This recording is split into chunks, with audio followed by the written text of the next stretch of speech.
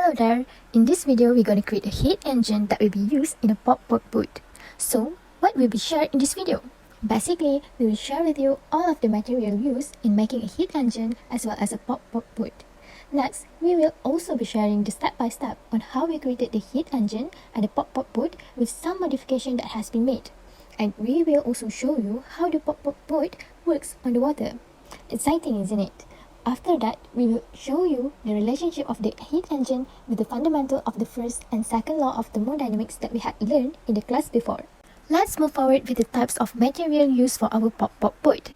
The first material used is an empty tin. It is used to create a boiler because it can provide us with a better diaphragm. The second is a marker pen. It is used to trace out all the cutting parts.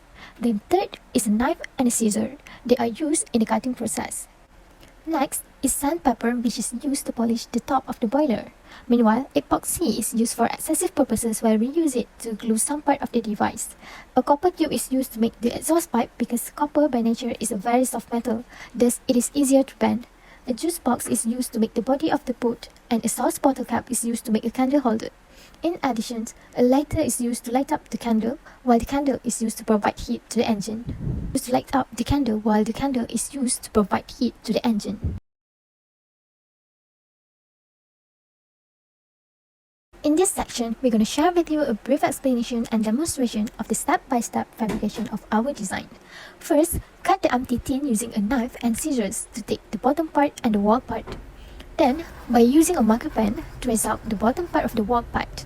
Using scissors, cut out the trace part which must be in a rounded shape. Next, make epoxy A and B to connect both the wall part and the bottom part. Now, the bottom and the wall part become into a boiler. Cut 2 holes at the bottom of the boiler to create an exhaust pipe. To build an exhaust pipe, we use a copper tube. Bend the copper tube approximately 90 degrees upward. Glue both boiler and pipe into one. Put the glued boiler and pipe into the water to make sure it is working. How to know whether it is working or not? Let's just give a moment of silence to listen to the sounds made by the engine.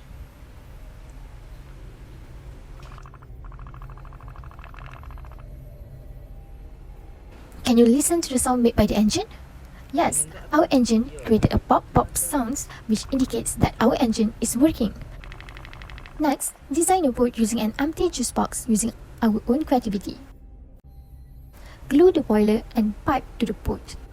Next, make a candle holder out of sauce bottle cap and then put a small candle inside the candle holder.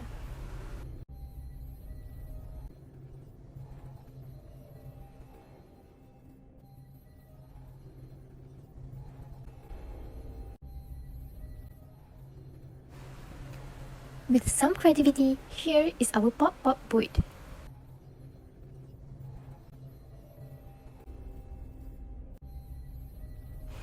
In this part, we will share some of the modifications made and the purpose of the modification. The first modification that we made is the angle of the boiler is increased to create a greater gap between gas and the water, thus creating a smooth gas flow cycle. Next, the angle for the exhaust was adjusted toward the water surface to ease the water flow in and out of the boiler. Besides, the tin on top of the boiler is thinned to create a better diaphragm that allows the boiler to breathe. Lastly, metal epoxy is used instead of regular epoxy to withstand high temperatures. Here comes the best part of designing the device, which is the working principle. In this section, we will share with you how the device works and the basic principle of the device. Therefore, let's watch how our pop-pop boat sails on the water.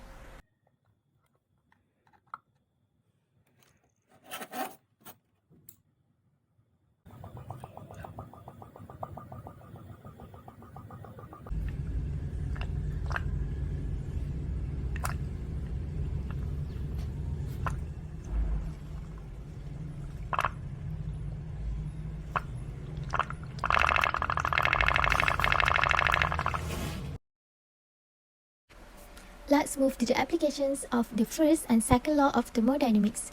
But before that, let's identify the boundary of our device first. After doing some analysis, we found out that the boundary of our device is the surface of the boiler and the exhaust pipes, since it separates the system from its surroundings. Next, we also identify the heat source of our system, which is the candle. A melted candle in the candle holder with a lit piece of the wick provides heat to the system. Meanwhile, the heat sink of our system is the exhaust pipe, since it transfers heat generated by the boiler into a coolant fluid in motion. The direction of energy transfer in the system started from the candle, which creates chemical energy. The amount of energy and power from the candle is the same throughout the process, since the candles used are the same. After that, the chemical energy is converted to a heat energy, which produces combustion or flame. Then, the captured heat from the boiler converts the water to steam, which produces internal energy.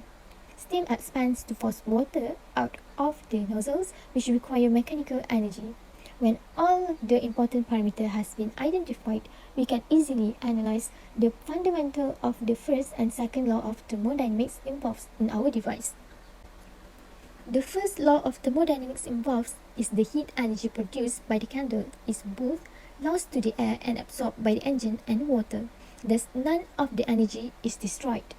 Meanwhile, the second law involves is the water in the engine being cooled, and therefore, when the heat hits the engine, the heat travels through the metal and into the water, thus warming the water. The last part of this section is constructing the first law equation. By assuming the system is in a steady state and the potential energy is negligible, the first law equation obtained is shown in the video. Till then, thank you for watching.